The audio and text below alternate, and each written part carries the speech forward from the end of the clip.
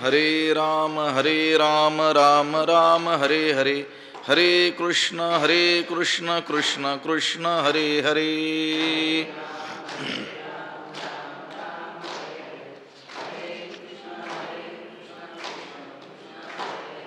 पुंडलीकवरदा हरिविठ्ठल श्री ज्ञानदेव तुकाराम, पंढरीनाथ भगवान की जय, माऊली ज्ञानेश्वर महाराज की जय।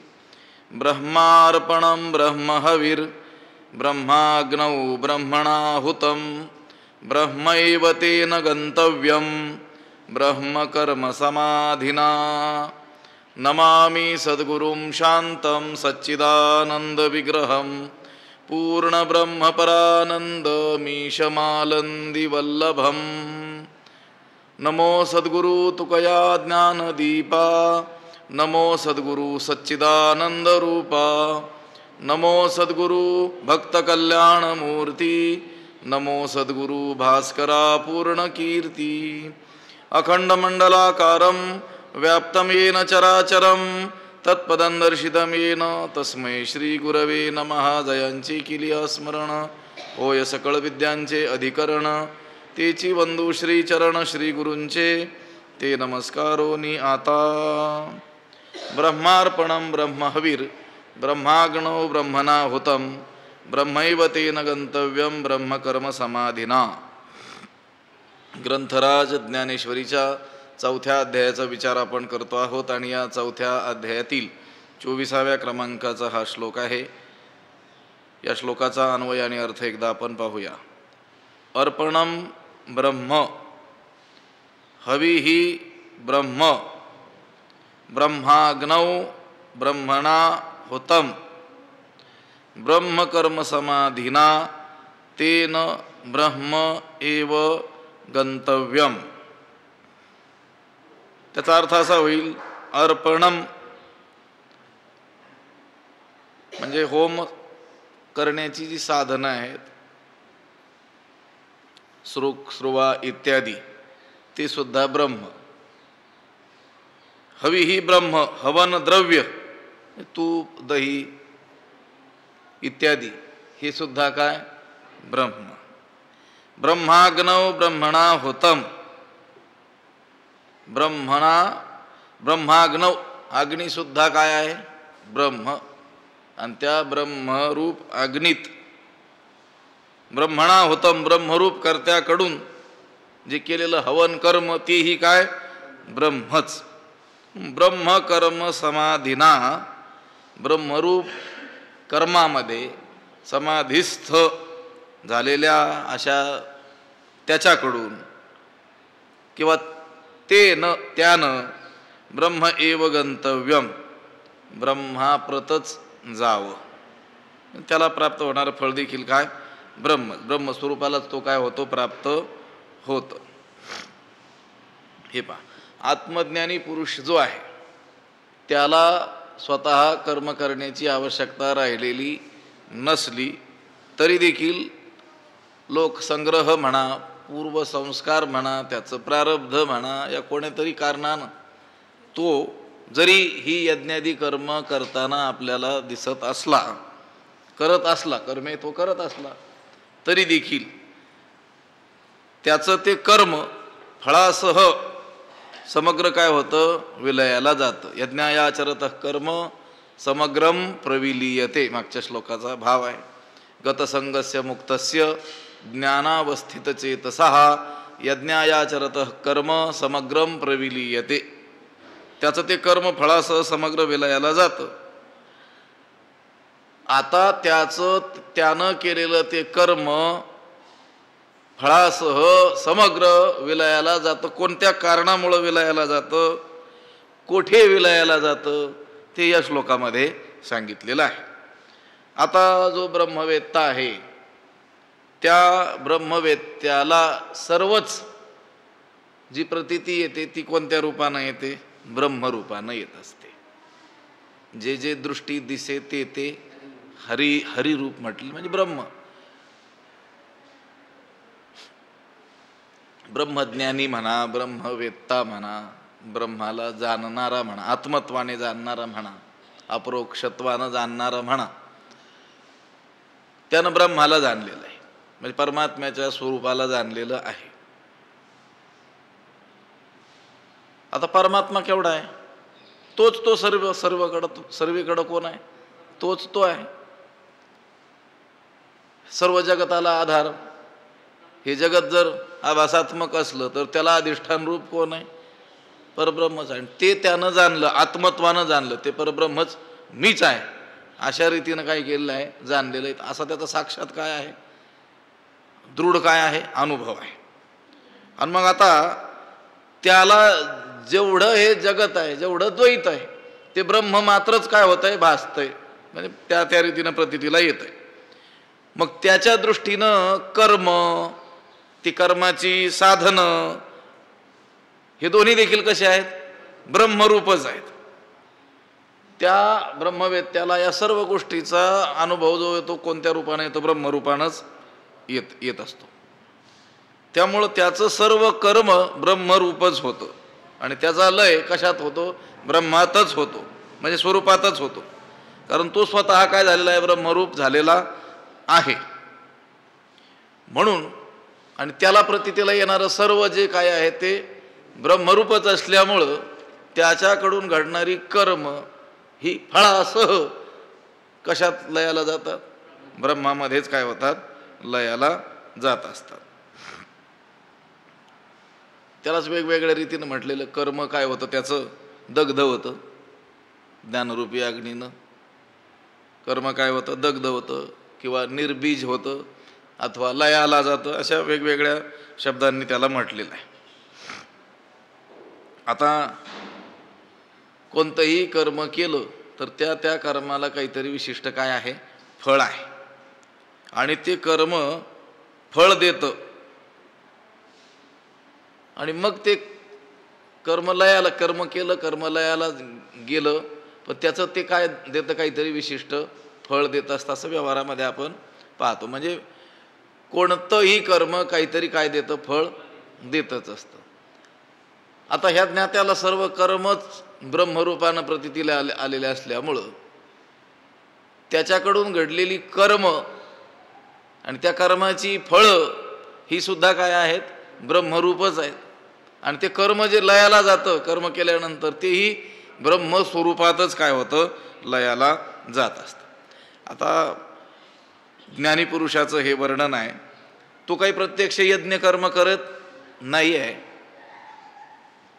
सर्व कर्म संन्यास त्याचा झालेला आहे, पण त्याच्या ठायी असलेलं जे ज्ञान आहे त्या ज्ञानाची स्तुती करावी, त्या स्तुतीसाठी ह्या श्लोकामध्ये सगळे यज्ञाची काय केलेली आहे? कल्पना केलेली आहे. त्या यज्ञाच्या सर्व साधनांना काय म्हटलेलं आहे? ब्रह्मच म्हटलेलं आहे. ब्रह्मार्पणम, अर्पण काय? ब्रह्मच. ते हवी देण्याचं साधन, श्रुक श्रुवा इत्यादी. हवी कोण? ब्रह्मच. म्हणजे तूप, दूध, दही, यव, व्रीही जे आहेत त्या हवीरद्रव्य ते देखील ब्रह्मच. पुन्हा अग्नीमध्ये द्यावे लागतात. अग्नी कोण? ब्रह्मच.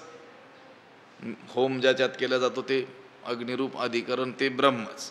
पुन्हा कर्ता, ब्रह्मा त्या याचा कर्ता, यज्ञाचा कर्ता, तोही कोण? ब्रह्मच. म्हणजे यजन करणारा हा जो यजमान आहे हाही कोण? ब्रह्मच. बरं, हवन क्रिया जी केली जाईल, जे कर्म, हवन रूप कर्म, ते देखील कोण? ब्रह्मच. बरं, एवढं सगळं केलं, त्याला फळ तेही ब्रह्मच. याचा श्लोकाचा तात्पर्य अर्थ किंवा सारांश काय आहे तर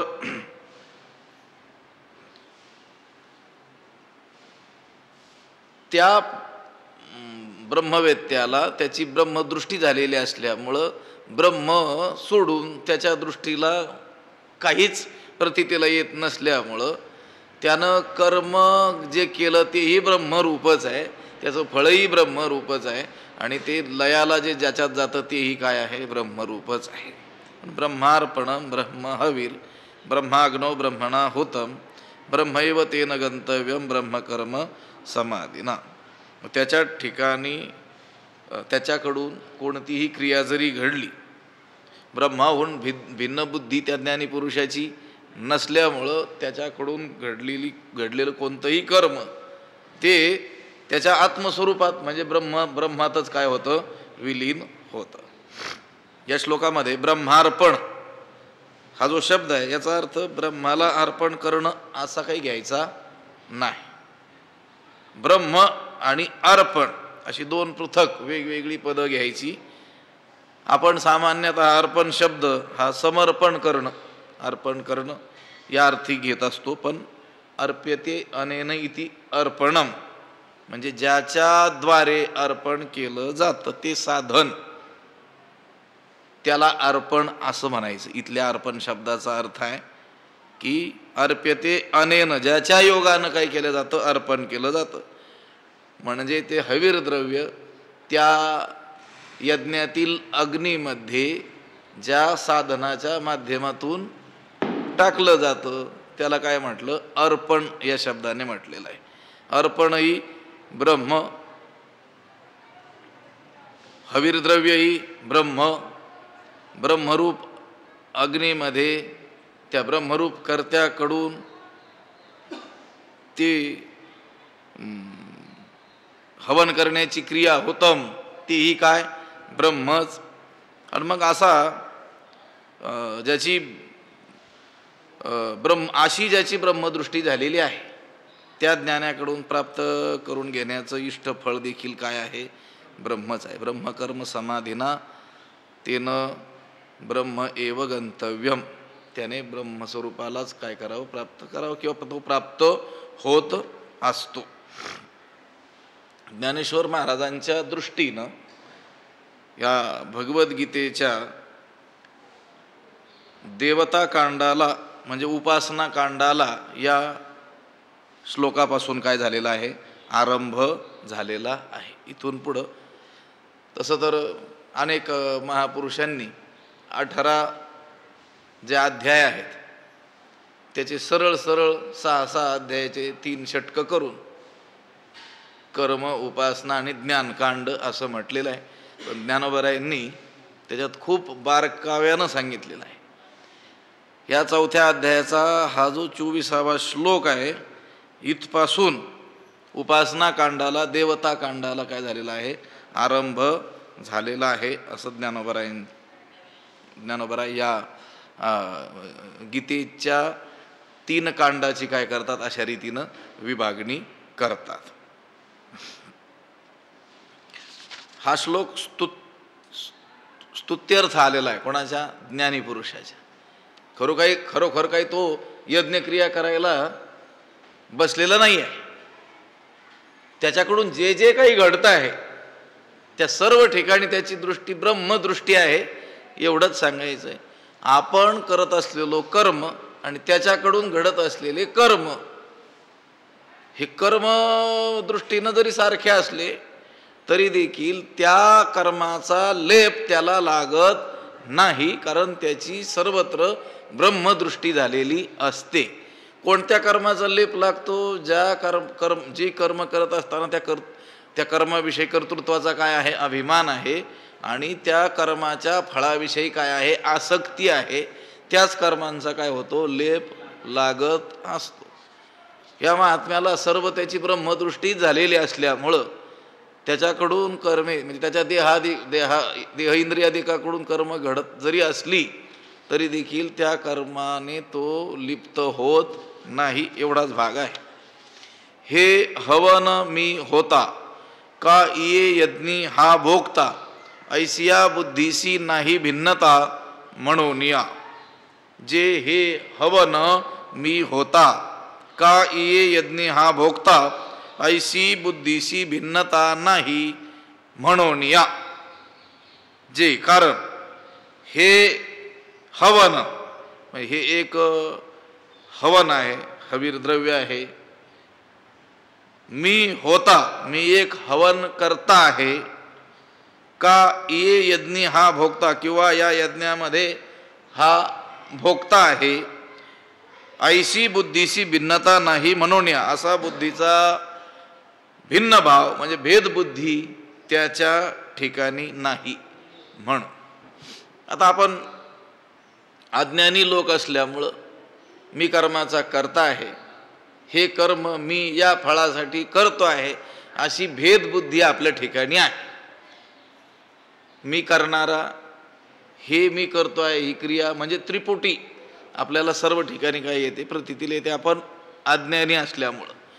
पण त्या ब्रह्मवेत्याच्या ठिकाणी थोडी सुद्धा भेदबुद्धी शिल्लक राहिलेली नाही. एक यज्ञ आपल्या नजरेसमोर आला, त्या यज्ञामध्ये लागणारी सामग्री, तो प्रत्यक्ष यज्ञ करणारा, ज्या माध्यमातून ती सामग्री तो त्या यज्ञात टाकतो आहे, त्या यज्ञातील अग्नी, हे सगळं एक चित्र आपल्याला नजरेसमोर आणायचं.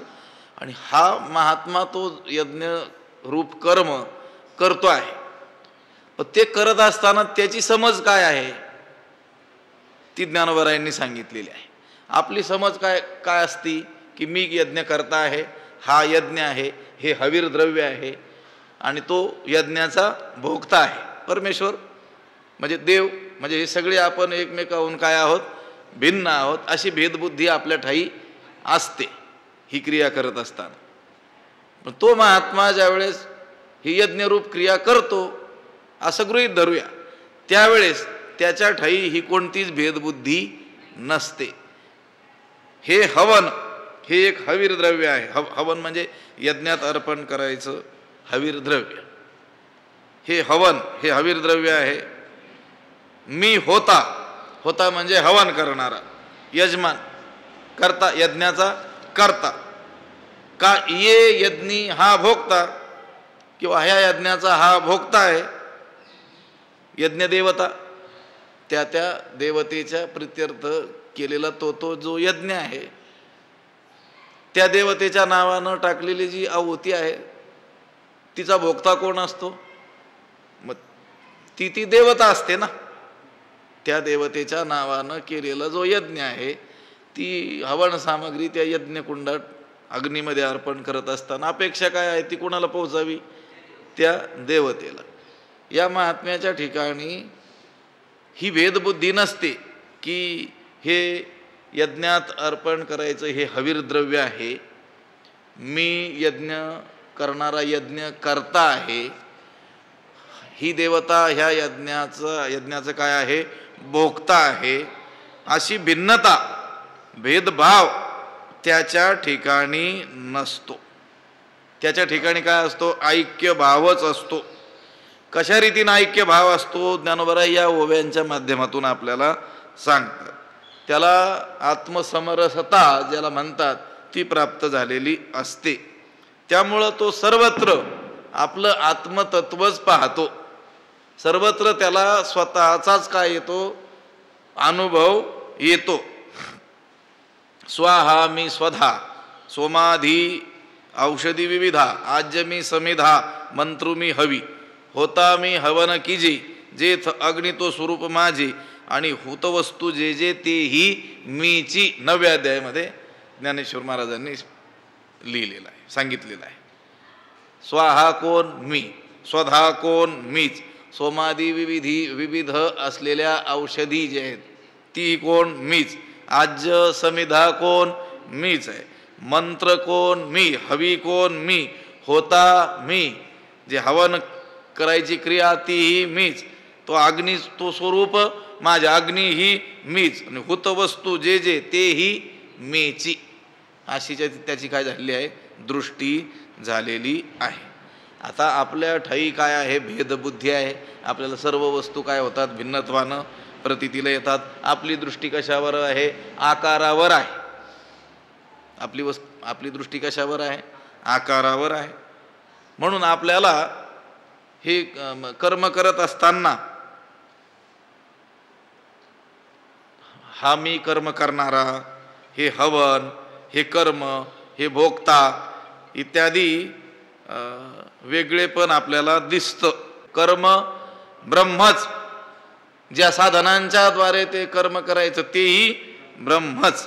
आपल्यासह यज्ञातील सर्व साधन, सर्व सामुग्री ही ब्रह्मरूपानंच काय होते, प्रतीतीला येते. तेव्हा भूते विषय करणे हे वेगळाले काही न म्हणे, आघवे एकच ऐसे जाणे आत्मबुद्धी.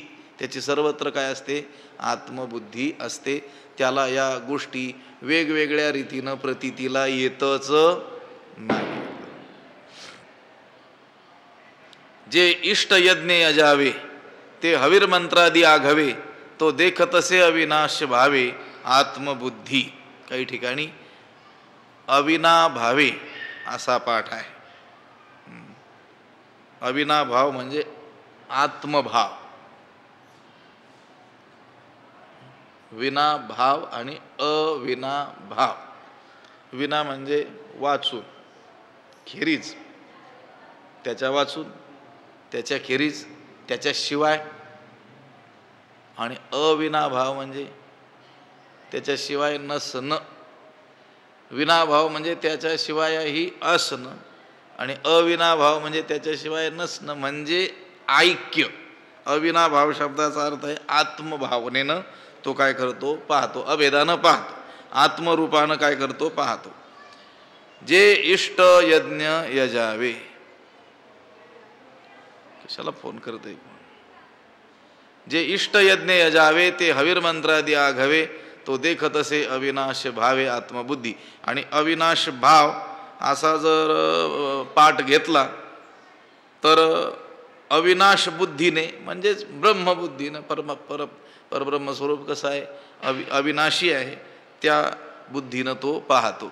जे इष्टा यज्ञ यजावे. काही ठिकाणी इष्टयज्ञ असा पाठ आहे, काही ठिकाणी इष्टा यज्ञ असा पाठ आहे. इष्टयज्ञ हा बहुधा असलेला पाठ आहे. जे इष्टयज्ञ यजावे म्हणजे इष्टदेवता किंवा इष्टफळ हा अर्थ घ्यायचा. इष्टदेवतेच्या किंवा इष्टफळाच्या उद्देशाने यज्ञ क्रिया केली जात असते. ते हवीर मंत्रादी आघवे. आणि त्या यज्ञातील जे हवीर द्रव्य, मंत्र, तंत्र, पात्र, कुंड, मंडप, वेदी हे सर्व सुद्धा काय आहे? अविनाश भावे आत्मबुद्धी तो देखतसे. अविनाश ब्रह्मरूप आहे अशा भावनेनं तो आत्मज्ञानी पाहत असतो. म्हणजे त्या यज्ञासाठी आवश्यक असलेल्या ज्या ज्या काही गोष्टी आहेत त्या सगळ्यांकडं तो कोणत्या दृष्टीनं पाहतो?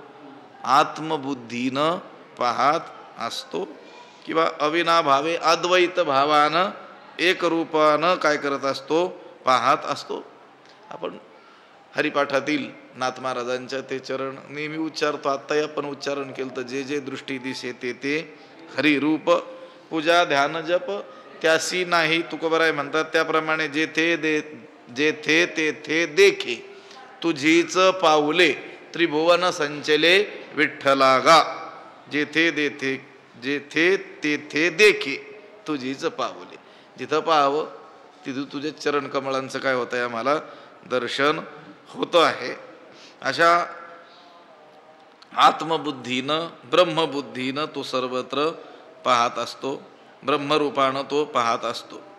आता तसं पाहिलं तर ही यज्ञ, होमद्रव्य या ज्या गोष्टी आहेत त्या कशा आहेत? विनाशी आहेत की नाही? त्या वस्तू सगळ्या काय आहेत? विनाशी आहेत. पण तो त्या अविनाश बुद्धीनं पाहतो, कारण तो स्वतः आत्मस्वरूपाला प्राप्त झालेला असल्यामुळं त्याला सर्व वस्तू कशा दिसतात? आत्मरूपच दिसतात. मग तो जया तया दृश्याते पाहे, ते दृश्य द्रष्टेपणेसी होत जाय, तयाचेची रूप ज्ञानवराय म्हणतात. तो जिकडं तिकडं पाहतो त्याला ते दृश्य द्रष्टारूपानंच प्रतीतीला येतं. म्हणजे ज्या गोष्टीला तो पाहतो ती गोष्ट म्हणजे मीच मला पाहतो आहे अशी त्याची काय असते? बुद्धी असते. त्याच्या ठिकाणी आत्मज्ञानाचा उदय झाल्यामुळं तो जिकडे पाहिल तिकडे त्याला ज्ञानरूपच प्रतीतीला येतं.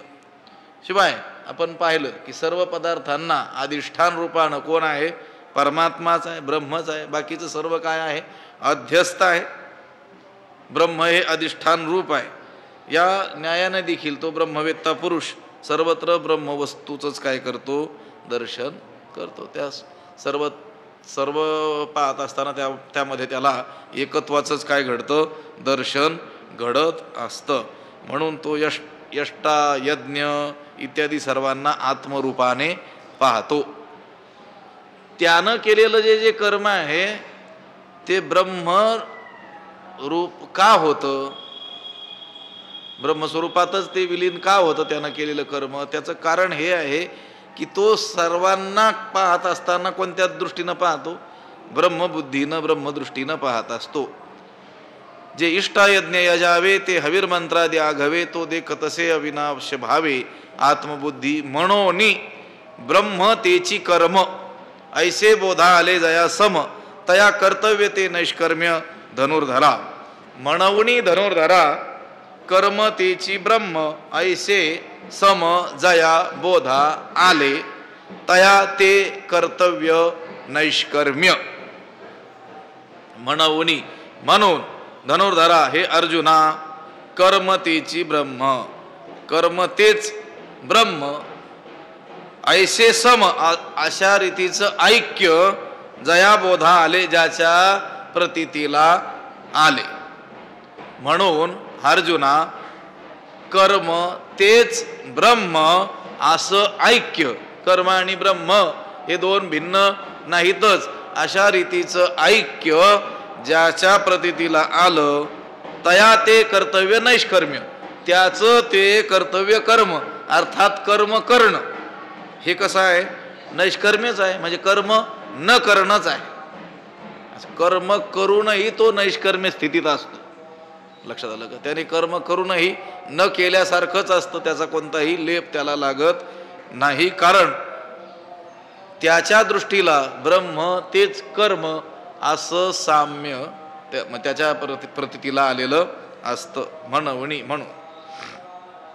म्हणून म्हणजे का, वरची ओवी तो देखत असे अविनाश भावे आत्मबुद्धी, आत्मबुद्धीनं तो सर्वत्र बघत असल्यामुळं ते साम्य ऐक्य सारखेपणा त्याच्या प्रतीतीला आलेला आहे. म्हणून त्यानं केलेलं कर्तव्य म्हणजे त्याच्याकडून घडलेलं कर्म हेच काय आहे, नैष्कर्म्य. ब्रह्मवेत्या पुरुषाकडून केलं जाणारं कर्म वस्तुतः काय आहे, अकर्मच आहे. कारण ते कर्म तो ब्रह्मबुद्धीनं म्हणजे सर्व ब्रह्मच आहे या भावनेनं काय होत असतो, करत असतो. आता गीतेमध्ये ठिकठिकाणी आपण जर पाहिलं तर या समतेवर अधिक काय दिलेलं आहे, भर दिलेला आहे. सम्यक दर्शन म्हणजे सर्वत्र आत्मवस्तूचंच काय करणं, दर्शन करणं, याच्यावर जास्त भर दिलेला आपल्याला दिसून येतो. आत्मौपम्येन सर्वत्र समम पश्यती यो अर्जुन, म्हणजे आत्मरूपानं जो काय करतो सर्वत्र पाहतो. म्हणून आपण या विश्व दिखिजे आणि आपण विश्व होईजे, ऐसे साम्यची एक उपासीजे पांडवागा. किंवा समम सर्वेषु भूतेषु तिष्ठन्तम परमेश्वरम विनश्यत्स्व विनश्यन्तम य पश्यती स पश्यती. आता ही जी उभी आहे, म्हणून ब्रह्मतेची कर्म ऐसे बोधा आले जया सम तया कर्तव्य ते नैष्कर्म्य धनुर्धरा. म्हणजे ज्ञानोबरायांनी जणू काही नैष्कर्म्याची केलेली काय आहे, व्याख्या आहे. कर्म हे अकर्म होण्याकरिता म्हणजे नैष्कर्म्य होण्याकरिता कर्ता हा ब्रह्मरूप व्हावा लागतो. म्हणजे मी ब्रह्म आहे अशा दृढ अपरोक्ष अनुभवावर तो आरूढ असावा लागतो. असा दृढ अपरोक्ष अनुभव त्याला प्राप्त असावा लागतो.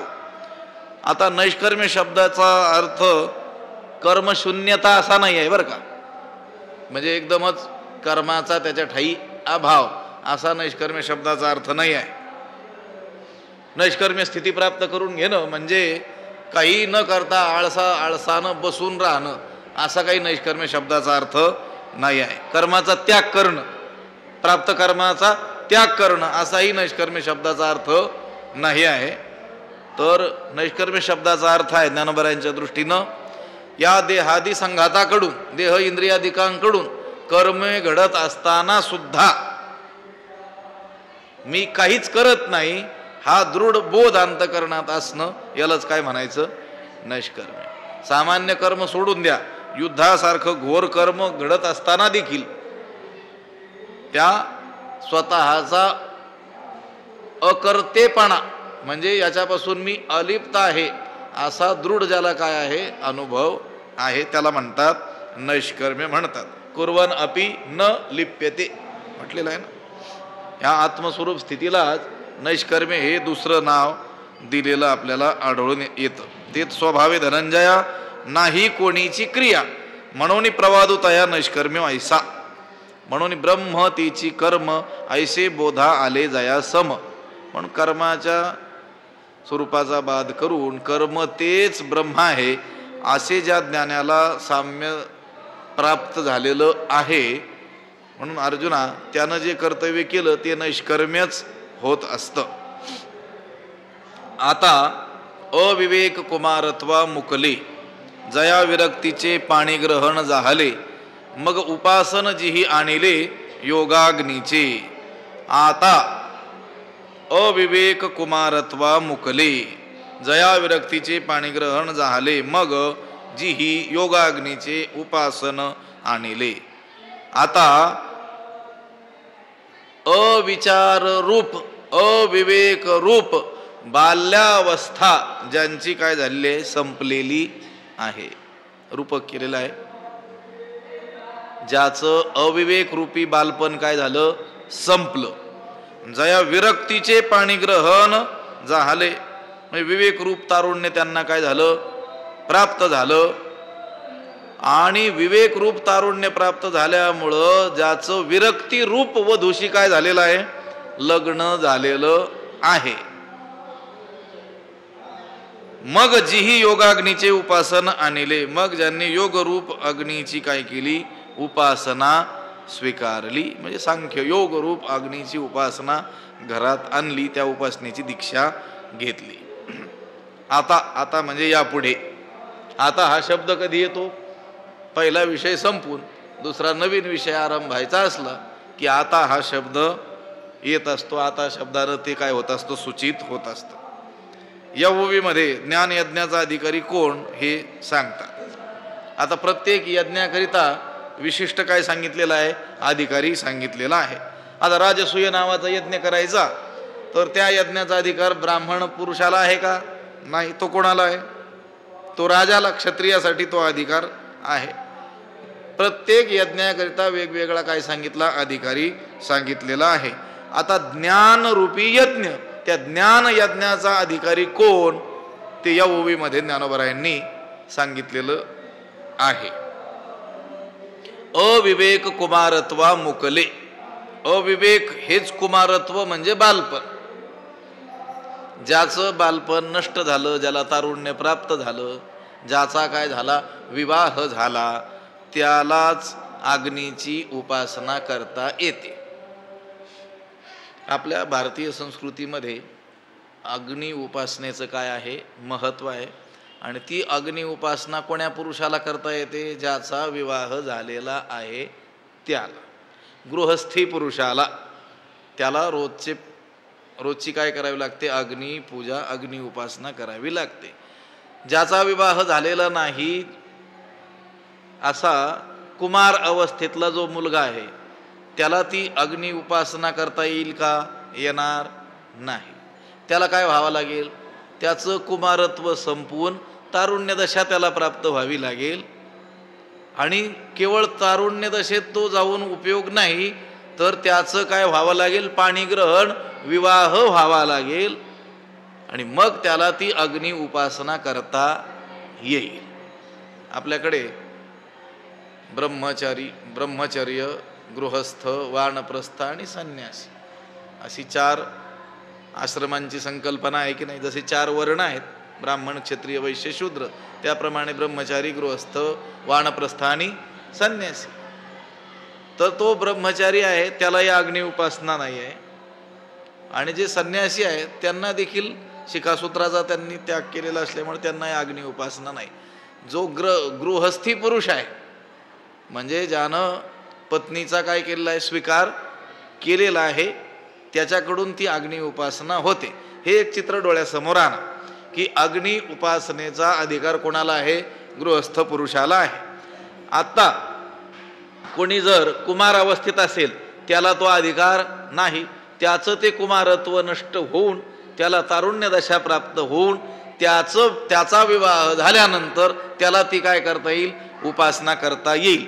हे जसं तसंच ज्ञानरूप यज्ञाचा अधिकारी कोण, तर जो अविवेकी आहे तो आहे का अधिकारी, नाही. त्याचं अविवेक रूप बालपण नष्ट झालेलं असलं पाहिजे आणि त्याला विवेक रूप तारुण्य प्राप्त झालेलं असलं पाहिजे. आणि विवेक रूप तारुण्य प्राप्त झाल्यानंतर विरक्तीशी त्याचं लग्न झालेलं असलं पाहिजे. लक्षात येतंय का, विरक्ती रूप वधूशी त्याचा काय झालेला असला पाहिजे विवाह. ते ज्ञान यज्ञाचे कोण आहेत, अधिकारी आहेत. जसा गृहस्थ पुरुषच ज्याचं बालपण नष्ट झालं, तारुण्य दशा प्राप्त झाली आणि ज्यानं विवाह केला, त्या गृहस्थ पुरुषाला त्या अग्नि उपासनेची त्याला काय केले जाते, दीक्षा दिली जात असते. आता अविवेक कुमारत्वा मुकले.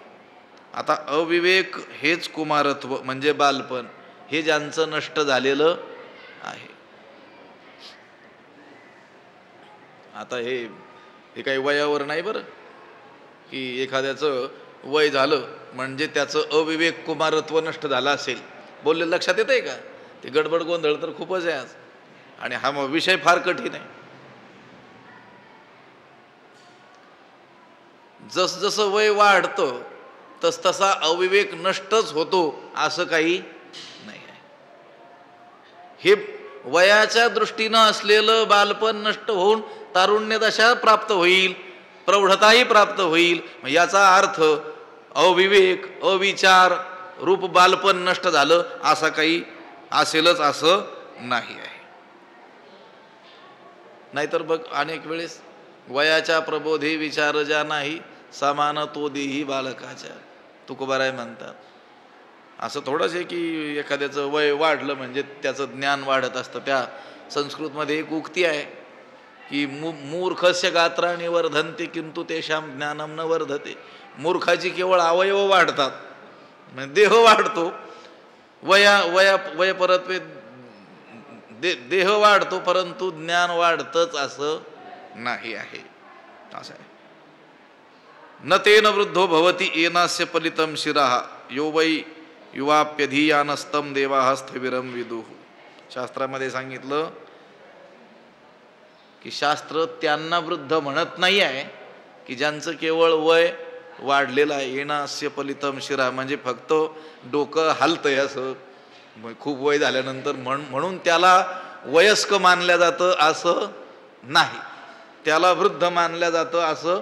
म्हणून आपल्याकडे अनेक शब्द आहेत पहा, त्या शब्दावरूनही लक्षात येतं वयोवृद्ध, आणि केवळ वयानेच वृद्ध असतो असं नाही. ज्ञानवृद्ध हा शब्द सुद्धा आहे की नाही. अगदी अल्पवय असलेला मनुष्य सुद्धा ज्ञानवृद्ध असू शकतो. आता जिथं आपण ज्ञानेश्वरीचं चिंतन करतो आहोत, ज्ञानोबारायांनी 16व्या वर्षी हे ज्ञान जगाला दिलं. ज्ञानोबाराय सगळ्यात वृद्ध कोणत्या दृष्टीनं, ज्ञानाच्या तपाच्या त्यागाच्या दृष्टीनं सगळ्यात वृद्ध. म्हणून असं काही नाही आहे की अविवेक रूपी पोरपण हे जसं वय वाढेल तसं ते नष्ट होईल असं काही नाही आहे. इथला अधिकारी सांगत असताना सांगितलं ज्याचं अविवेक रूपी कुमारत्व काय झालेलं आहे, नष्ट झालेलं आहे. आणि जो काय झालेला आहे, तरुण झालेला आहे, ज्याला विवेक रूपी तारुण्य काय झालेलं आहे, आता प्राप्त झालेलं आहे. विवेक म्हणजे आत्मानात्म विवेक. नित्यम आत्मस्वरूपम हि दृश्यम तद विपरीतगम एवं यो निश्चय सम्यक वस्तुनो विवेको वस्तुना सवय. विवेक शब्दाची व्याख्या भगवान भाष्यकार शंकराचार्यांनी केलेली आहे. आत्मस्वरूप हेच नित्य आहे आणि तद व्यतिरिक्त जे दृश्य आहे ते सर्व मिथ्या आहे, असा ज्याचा सम्यक निश्चय आहे त्या निश्चयाला काय म्हणायचं, विवेक असं म्हणायचं. फलकट तो संसार येथे सार भगवंत असं ज्याला दृढ रूपाने कळालेलं आहे तो विवेक. त्या विवेकरूपी तारुण्याला जो काय झालेला आहे, प्राप्त झालेला आहे. ज्याचं अविवेकरूपी बालपण काय झालेलं आहे, संपलेलं आहे. आणि पुन्हा जया विरक्तीचे पाणिग्रहण झाले. पाणिग्रहण शब्दाचा अर्थ विवाह, लग्न. कशाशी झालं त्याचं लग्न? विरक्तीशी. विरक्तीशी. आता नुसता विवेक आहे, मौखिक विवेक, आणि वैराग्यच नाही तर त्याचा काही नाही उपयोग नाही. विवेकाविन वैराग्य आंधळे, वैराग्याविन विवेक पांगुळे, हे एक एका अवेगळे झाल्याविन नकळे परमार्थ. हे दोन्ही एकत्र ज्याच्याकडे असतील त्याच्याशिवाय परमार्थ कळत नाही, असं नाथ महाराज म्हणतात. ते काय म्हणतात? विवेकाविन वैराग्य आंधळे. विवेकच नसेल, नुसतंच वैराग्य आहे, तर ते कोणतं वैराग्य आहे म्हटले? आंधळं वैराग्य. आणि वैराग्याविन विवेक पांगुळे. आणि नुसता काय आहे? विवेक आहे, वैराग्य नाही, तर ते काय आहे? पांगळा विवेक आहे म्हटले. त्या विवेकाचा काहीच उपयोग नाही. विवेकासह वैराग्याचे बळ धगधगीत ज्वाळ अग्नी जैसा तुकोबरायांचं वर्णन करताना सांगितलं. त्यांच्या ठाई बळ आहे वैराग्याचं, पण कशासह आहे? विवेकासहित वैराग्याचे काय आहे? बळ आहे. आणि ही जी विरक्ती आहे, त्या विरक्तीचे, दया विरक्तीचे पाणिग्रहण झाले. त्या विरक्तीशी त्याचा काय झाला? विवाह झालेला आहे. म्हणजे ज्याच्या ठाई काय आहे? तीव्र वैराग्य ज्याला काय झालेलं आहे? प्राप्त झालेलं आहे. त्या वैराग्याचे खूप प्रकार आहेत, पण वशिकार संज्ञा वैराग्य ज्याला म्हटलेलं आहे योगदर्शनकारांनी, ते वैराग्य ज्याला काय झालेलं आहे? प्राप्त झालेलं आहे. दृष्ट अनुश्रविक विषय वितृष्णस्य वशिकार संज्ञा वैराग्यम, अशी वैराग्याची त्यांनी काय केलेली आहे? व्याख्या केली आहे.